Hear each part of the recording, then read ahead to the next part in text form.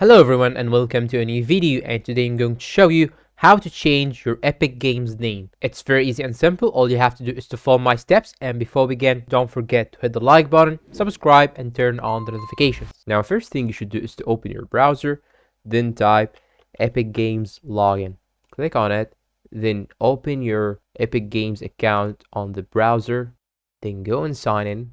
And now after signing in, all you have to do is to go to this icon up right here, then choose account. Now after choosing account, it will show you the account information here in the account settings. Now what you're gonna do is to click on this icon right here beside display name. Click on it, then it will show you this box right here, new display name. All you have to do now is to type the new name that you want to name your account with.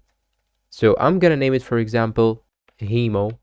Then check this box right here and click on confirm, and make sure that you will not be able to change your name before 2 weeks. So make sure to choose an appropriate name because you will not be able to change it in the upcoming 2 weeks. Then click on confirm, and then your username will be changed. And that's all for today. I hope this video is useful to you all. Thanks for watching and see you in a new video.